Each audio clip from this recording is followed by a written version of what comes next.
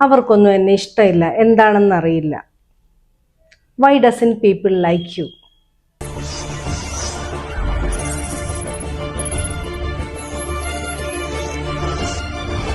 അവർക്കൊന്നും എന്നെ ഇഷ്ടമില്ല, എന്താണെന്നറിയില്ല.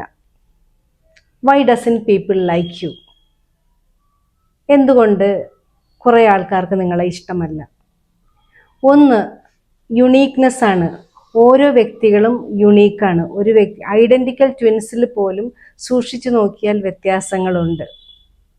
അപ്പം ആ ഒരു വ്യത്യാസങ്ങളെ എല്ലാവർക്കും ഉൾക്കൊള്ളാൻ സാധിക്കാറില്ല.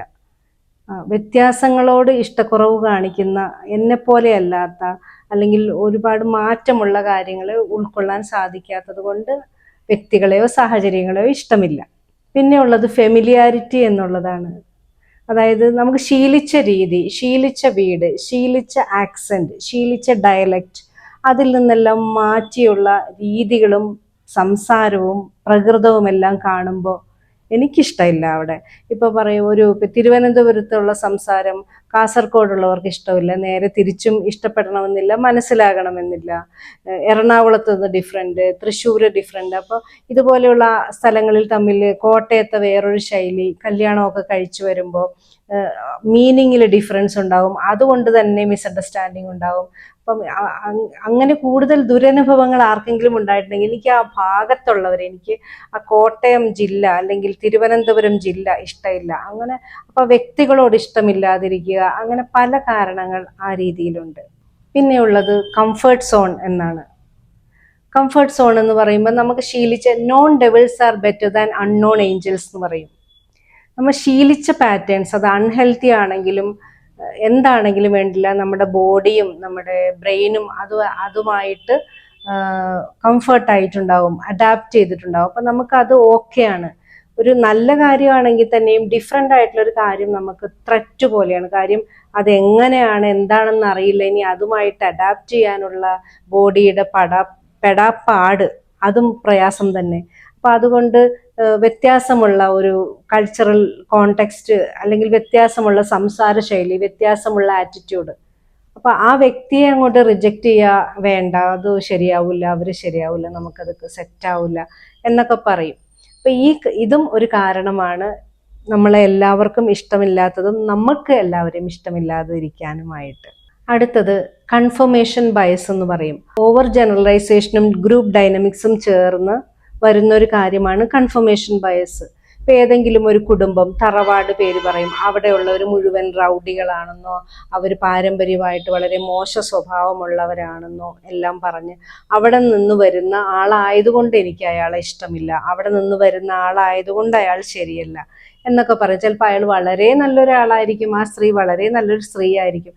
നേരെ തിരിച്ചും പറയാറുണ്ട്, ഇന്നൊരു ഫാമിലി, ആ ഫാമിലിയാണോ നിങ്ങൾക്ക് സർട്ടിഫൈ ചെയ്യാം, ഉറപ്പിക്കാം, ഒരു റിസ്ക്കും ഇല്ലാതെ നിങ്ങൾക്ക് ആ മാരേജ് ചെയ്യാം എന്നൊക്കെ പറയും. അതൊക്കെ വളരെ തെറ്റായ ഒരു തീരുമാനമാണ്. കാര്യം ആ വ്യക്തിയെ നോക്കാതെ, ആ വ്യക്തിയുടെ രീതികൾ മനസ്സിലാക്കാതെ ഫാമിലി നോക്കി, ഇപ്പം ആരും അങ്ങനെയൊന്നും ചെയ്യാറില്ല. ഇപ്പം ഒരു സ്ഥാപനത്തിൻ്റെ കാര്യമാണെങ്കിലും, കോളേജിൻ്റെ കാര്യമാണെങ്കിലും, സ്കൂളിൻ്റെ കാര്യമാണെങ്കിലും, ഒരു നാടിൻ്റെ കാര്യമാണെങ്കിൽ തന്നെയും ഇങ്ങനെയാണ്. അപ്പം നമ്മൾക്ക് ഏതെങ്കിലും ദുരനുഭവം ഉണ്ടായിട്ടുണ്ടെങ്കിൽ, അല്ലെങ്കിൽ കുറച്ച് പേർ നമ്മളുമായിട്ട് കണക്ട് ചെയ്ത ഉണ്ടായിട്ടുണ്ടെങ്കിൽ, അല്ലെങ്കിൽ കൺഫർമേഷൻ ബയസ്, അവരങ്ങനെയാണ്, ഇതിങ്ങനെയാണ്, നാട്ടു നടപ്പ് അങ്ങനെയാണ്, അതുകൊണ്ട് ഞാൻ അതിലേക്കില്ല എന്നൊക്കെ പറയുന്ന ഒരു രീതിയുണ്ടല്ലോ. അടുത്തൊരു കാര്യമാണ് അൺകോൺഷ്യസ് ട്രാൻസ്ഫറൻസ് എന്ന് പറയുന്നത്. അതായത് നമുക്കിപ്പം ഒരാളെ കാണുമ്പം, ഒരു ഹോസ്റ്റലിൽ റൂം എടുത്തു, അപ്പോൾ റൂംമേറ്റ് ഒരാൾ അവിടെ വന്നിട്ടുണ്ട്, പക്ഷെ എന്താണെന്നറിയില്ല, ആ കുട്ടിയോട് താല്പര്യമില്ല, അതിനെ കാണുന്നതും അതിൻ്റെ മുഖം കാണുന്നതും എല്ലാം തന്നെ എന്തൊക്കെയോ ഒരു ഇറിറ്റേഷനും ഒരു അസ്വസ്ഥതയും ഉണ്ടാക്കുന്നു. അതുപോലെ പല ബോസസും അവരുടെ എംപ്ലോയീസിൻ്റെ അടുത്ത് മിസ്ബിഹേവ് ചെയ്യുന്നുണ്ട്. എംപ്ലോയിക്ക് മനസ്സിലാകുന്നില്ല, ബോസിനും കൃത്യമായൊരു ധാരണയില്ല, പക്ഷെ ഇത് സംഭവിക്കുന്നത് കാണാം പല സ്ഥലം, കുടുംബങ്ങളിലും ഫ്രണ്ട്സിൻ്റെ ഇടയിലും എല്ലാം ഇത് കാണാൻ പറ്റും.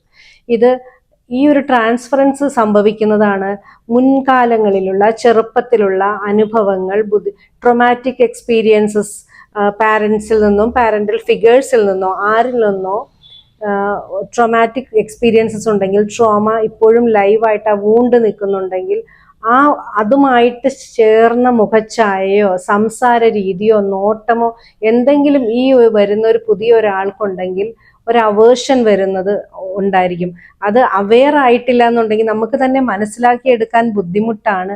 നമ്മൾ പറയും ഈ ഒരാളെ എനിക്ക് അവരെ കാണുന്നതേ ഇല്ല, ദേഹം മുഴുവൻ ചൊറിഞ്ഞു വരെ, എനിക്ക് ആ സ്ത്രീയെ കണ്ടുകൂടാ, അല്ലെങ്കിൽ എനിക്ക് ആ മനുഷ്യനെ, അയാളുടെ വരവും അയാളുടെ സംസാര രീതിയും എനിക്ക് എന്താന്ന് പറയാൻ അറിയില്ല എന്നൊക്കെ എല്ലാവരും പറയുന്നത് കേൾക്കുന്ന ഒരു കാര്യമാണ്. അവെയർനെസ് ഇല്ലാതെ പോയാൽ നമുക്ക് പല നഷ്ടങ്ങളും പല ട്രാപ്പും വരുന്നതായിരിക്കും.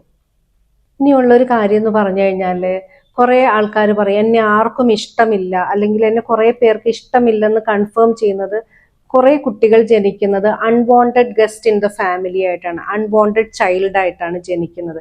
അവരെങ്ങനെയോ ജനിച്ചു പോയി, അബദ്ധത്തിൽ ജനിച്ചു, എങ്ങനെയോ ജനിച്ചു, ആക്സിഡന്റിൽ ജനിച്ചു എന്നൊക്കെ പറയുന്നത് കേൾക്കാം.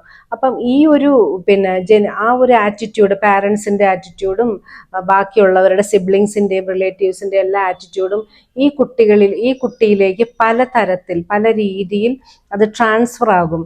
അവരുടെ സ്വഭാവത്തിലും അവരുടെ ടേക്ക് കെയറിങ്ങിലും അവർ ബേബി സിറ്റിംഗ് ചെയ്യുന്നതിലും എല്ലാം അവരുടെ അൺകോൺഷ്യസ് മൈൻഡ് ഇതറിയാതെ ഈ കുട്ടിയിലേക്ക് കൊടുക്കുകയും ഈ കുട്ടി ഈ ഒരു കാര്യം ബ്ലോട്ടിംഗ് പേപ്പർ പോലെ, അതായത് ഇവർക്കൊന്നും എന്നോട് താല്പര്യമില്ല, ഇവർക്ക് എന്നെ ഇഷ്ടമില്ല എന്നുള്ള ആ കുട്ടിയുടെ അൺകോൺഷ്യസ് മൈൻഡ്, കോൺഷ്യസ് ലെവലിൽ വേറൊരു അണ്ടർസ്റ്റാൻഡിങ് ആയിരിക്കും. ഈ ഒരു പാറ്റേൺ ഉണ്ടായിട്ടുണ്ടെങ്കിൽ ഈ ഒരു പാറ്റേൺ കൺഫേം ചെയ്യാൻ ബാക്കി ഇടപെടുന്ന മേഖലകളിലൊക്കെ ഫ്രണ്ട്സ്, റിലേറ്റീവ്സ്, അല്ലെങ്കിൽ സ്കൂൾ, കോളേജ്, വർക്ക് സ്പേസ് എല്ലായിടത്തും ഇത് കൺഫേം ചെയ്യാൻ, ആ സ്ക്രിപ്റ്റ് കൺഫേം ചെയ്യാൻ വേണ്ടിയിട്ട് അവർ തന്നെ അവരുടെ അൺകോൺഷ്യസ് മൈൻഡ് തന്നെ പ്ലാൻ തയ്യാറാക്കുകയും ഇടപെടുന്ന ആൾക്കാരിൽ ഇങ്ങനെയുള്ള കാര്യം ട്രിഗർ ചെയ്യുന്ന രീതിയിൽ ഇവർ തന്നെ അറിയാതെ പെരുമാറി അവരിത് കൺഫേം ചെയ്യും. കണ്ടില്ലേ, എന്നെ ആർക്കും താല്പര്യമില്ല, ഞാൻ എവിടെ ചെന്നാലും എനിക്ക് ഇതാണ് കിട്ടുന്നത്, എത്ര ആത്മാർത്ഥമായിട്ട് സ്നേഹിച്ചാലും പറഞ്ഞാലും പ്രവർത്തിച്ചാലും വർക്ക് ചെയ്താലും എനിക്കിതാണ് കിട്ടുന്നത്, എനിക്ക് എന്നും ഇങ്ങനെ ഓർമ്മ വെച്ച നാൾ മുതൽ ഇങ്ങനെയാണ് എന്നൊക്കെ പറയും. അപ്പോൾ ഇതൊരു കാര്യമാണ് മറ്റുള്ളവർക്ക് നമ്മളെ ഇഷ്ടമല്ല എന്ന് തോന്നുന്നതിനുള്ള. പിന്നെ ഈ ഒരു ടോപ്പിക്കിനെ കുറിച്ച് എന്നോട് സംസാരിക്കണമെന്ന് പറഞ്ഞ കുറച്ച് ആൾക്കാർ ഇതിനെക്കുറിച്ച് സംസാരിച്ചപ്പോൾ ആദ്യം പറഞ്ഞൊരു കാര്യം അസൂയ എന്നുള്ള. എന്തുകൊണ്ട് മറ്റുള്ളവർക്ക് നമ്മളെ ഇഷ്ടമല്ല? അതിനൊരു കാര്യം അസൂയയാണ് എന്നാണ് പറയുന്നത്. നമ്മൾ മറ്റുള്ളവരെക്കാളും ഉയർന്നു പോകുമോ, അല്ല വളർന്നു പോകുമോ, രക്ഷപ്പെടുമോ ജീവിതത്തിൽ, അല്ലെങ്കിൽ അത് അവരിൽ ഒരു തരം ഇൻസെക്യൂർ ഫീലിങ്സും എല്ലാം കൊടുക്കുന്നൊരു കാര്യമുണ്ട്. അസൂയയെ ക്രിയാത്മകമായി സർഗാത്മകമായി കൈകാര്യം ചെയ്ത് ഒരു മോട്ടിവേഷണൽ ഒരു എനർജി ആയിട്ട് എടുത്ത് അവനവൻ്റെ ഡെവലപ്മെന്റിന് വേണ്ടി ഉപയോഗിക്കുകയാണ് ബുദ്ധിയുള്ളവർ ചെയ്യേണ്ടത്. ഈ പറഞ്ഞ പോയിന്റ്സ് എല്ലാം തന്നെ നമ്മുടെ ഈ പറഞ്ഞ പോലെ സർവൈവൽ മെക്കാനിസമായിട്ട് കണക്ട് ചെയ്തിരിക്കും. നമ്മുടെ സർവൈവലിന് ത്രെറ്റ് എന്ന് തോന്നുന്ന സാഹചര്യങ്ങളെ നമ്മുടേതായ രീതിയിൽ ഓരോരോ പാറ്റേൺ ക്രിയേറ്റ് ചെയ്ത് നമ്മൾ മുന്നോട്ട് കൊണ്ടുപോകുന്നതാണ്.